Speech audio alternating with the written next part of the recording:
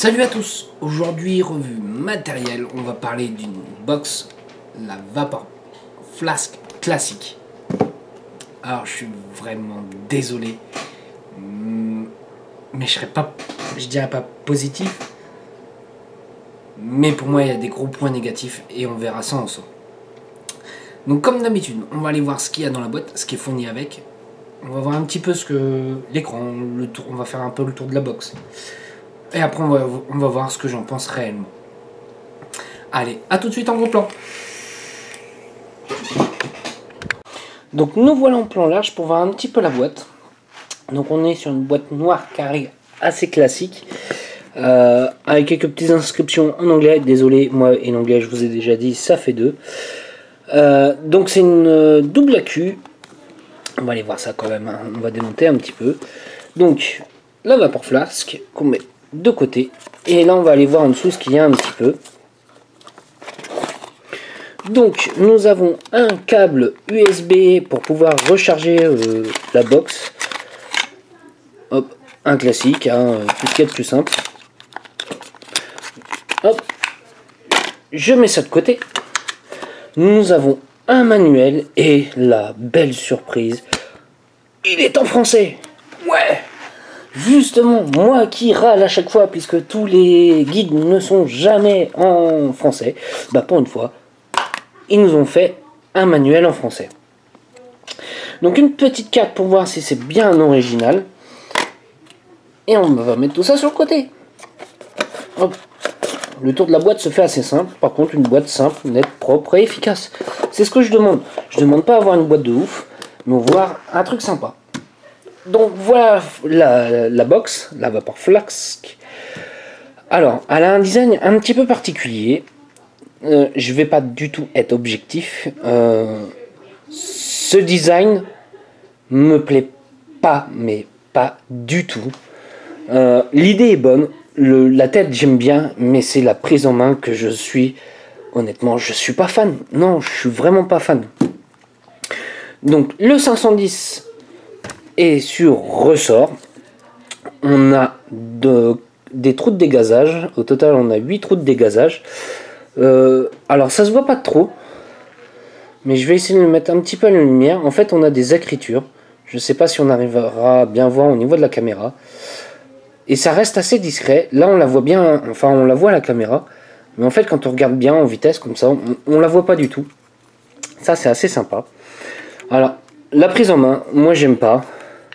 Pour une simple et bonne raison, c'est que j'aime bien pouvoir voir l'écran. Et là, en fait, j'ai tout le temps les doigts dessus. Je suis obligé de vraiment de me tordre le poignet pour essayer de voir.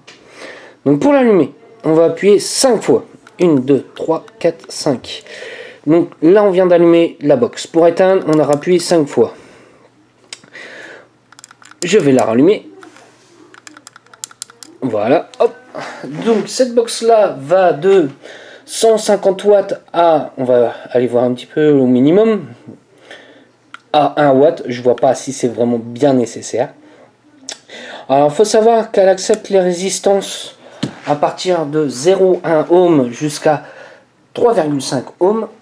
En mode wattage, en contrôle de température, si je me souviens bien, on va aller voir un petit peu ça. En contrôle de température, elle accepte à partir de 0,05 ohm. Alors son écran, moi je l'aime pas du tout, hein, honnêtement. Je vais te dire honnêtement, je suis pas positif sur cette box là. Son écran, je suis vraiment pas fan. J'ai l'impression d'avoir un écran distique. Voilà, c'est con à dire. On a une belle box, un truc bien design, et on te file un écran mais tout pourri, où tu as du mal à voir, ce genre de choses. Donc je vais mettre un petit ato dessus. Voilà, je viens de positionner l'ato. Et là, on est en mode wattage. Si on veut passer en mode contrôle de température, il faudra appuyer 4 fois sur le switch. 1, 2, 3, 4. Et là, on va pouvoir régler, alors, température mémoire. Hop, SS, titane, nichrome et wattage. Moi, j'utilise pas le contrôle de température. Je dis honnêtement, je n'aime pas du tout le contrôle de température. Je l'ai pas essayé. Je ne sais pas si elle va être vraiment valable en contrôle de température. Après tout ce qui est verrouillage, c'est des trucs classiques. De toute façon, vous avez le mode d'emploi en français. Tout est bien expliqué à l'intérieur. Il y a des sécurités si on recharge par USB qui se permet de couper si on envoie trop de volts. Ça, c'est pas mal. Voilà, moi, c'est ce que je peux dire.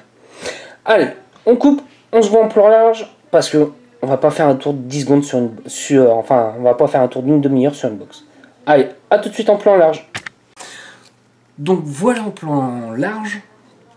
Alors, mon premier ressenti tout de suite quand j'ai la main, c'est une box qui fait son poids.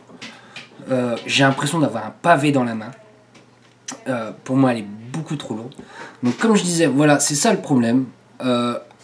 Là, je veux voir à combien je suis. Je suis obligé d'ouvrir les mains, d'aller sur le côté et bien regarder comme ça. Je trouve ça pas très plaisant. C'est pas comparé comme une box comme ça, où je vais être en train de vaper et hop, je tourne un peu les doigts et j'arrive à voir tout de suite. Là, il faut vraiment casser le poignet pour pouvoir voir. La prise en main, moi je la trouve un peu trop large. Peut-être que c'est moi qui ai des mains de nain, je ne sais pas du tout.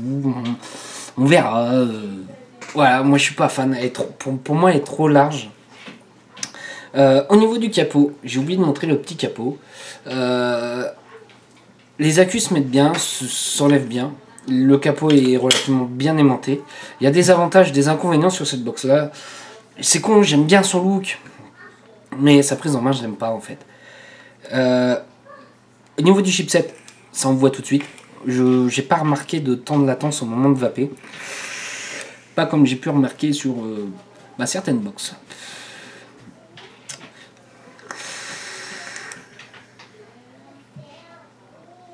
Alors, je vais pas faire un tour du chipset. Moi, l'écran, j'aime pas. Honnêtement, j'aime pas. Je suis sûr qu'on peut faire des choses nettement plus sympas. Pourquoi j'aime pas l'écran? Je trouve ça petit. On a du mal à le voir. Je suis pas fan. Alors, je suis désolé, Vismec. On va me taper sur les doigts. Mais honnêtement, non, je peux pas faire de la bonne pub sur cette box-là. Pour quelques points noirs, on va dire. Il y en a certains, ils vont dire que c'est pas grand-chose. Non, pour moi, c'est des gros points noirs. Ouais, et puis son poids, quoi. Son poids qui est énorme. Avec les accus, on est à 315 grammes si je me trompe pas. Je l'avais pesé, je l'avais noté quelque part. Je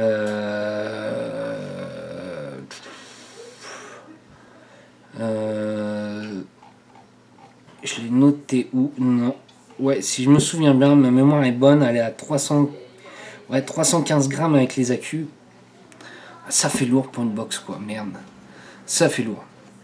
Voilà, je vais pas m'éterniser énormément sur cette vidéo là. Je préfère limite que vous fassiez votre jugement par vous-même en essayant de l'essayer en shop. Je précise bien, essayez là avant. Voilà, sur ce, moi je vous souhaite une bonne journée, un bon week-end et une bonne soirée. Allez, salut à tous!